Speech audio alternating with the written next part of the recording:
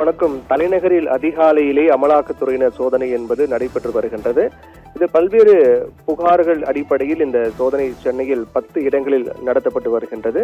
போலி ஆவணங்கள் கொடுத்து பல கோடி வங்கி கடன் மோசடியில் ஈடுபட்ட ஸ்டீல் நிறுவனம் தொடர்பான இடங்களிலும் அமலாக்கத்துறை அதிகாரிகள் தீவிரமான சோதனை மேற்கொண்டு வருகிறார்கள். குறிப்பிட்டு சொல்ல வேண்டும் என்றால், திருவள்ளூர் மாவட்டம் கும்மிடிப்பூண்டியில் தங்கம் ஸ்டீல் நிறுவனம் உள்ளது. இந்த நிறுவனம் கடந்த 2008ஆம் ஆண்டு முதல் 2014ஆம் ஆண்டு வரை பல்வேறு தவணைகளில் SBI வங்கியில் இருந்து ரூபாய் 109 கோடி கடன் வாங்கியிருக்கிறார்கள். வாங்கிய கடனை அந்த நிறுவனம் திருப்பி செலுத்தாமல் ஏமாற்றி வந்ததாக கூறப்படுகிறது.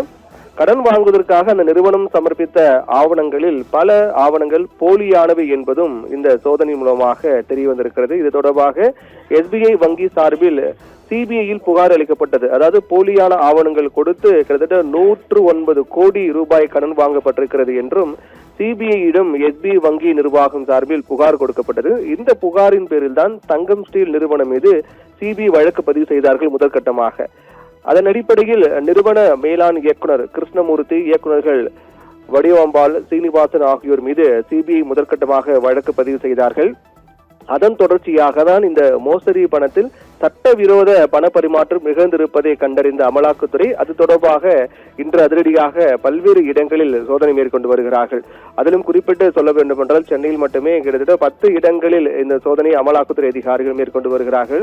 சென்னை அண்ணா நகரில் இருக்கக்கூடிய அடுக்குமாடி குடியிருப்பில் வசித்து வரக்கூடிய லக்ஷ்மணசாமி மற்றும் அதே குடியிருப்பில் வசித்து வரக்கூடிய கிருஷ்ணமூர்த்தி ஆகியோர் வீடுகளிலும் இன்று அதிகாலை முதல் அமலாக்கத்துறை அதிகாரிகள் தீவிர சோதனை மேற்கொண்டு வருகிறார்கள்.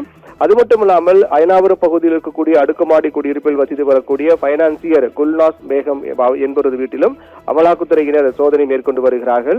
சட்டவிரோத பண பரிமாற்றம் தொடர்பான அமலாக்கத்துறை அதிகாரிகள் சோதனையை தீவிரப்படுத்தியிருக்கிறார்கள்.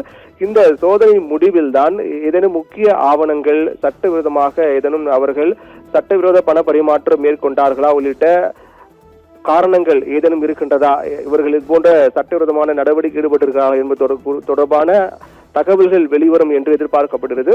தற்போதைய நிலையில் அமலாக்கத்துறை அதிகாரிகள் 10 இடங்களில் இந்த சோதனை தீவிரப்படுத்தியிருக்கிறார்கள். வங்கி பண மோசடி, வங்கியில் போலி ஆவணங்கள் கொடுத்து கடன் வாங்கியிருக்கிறார்கள்.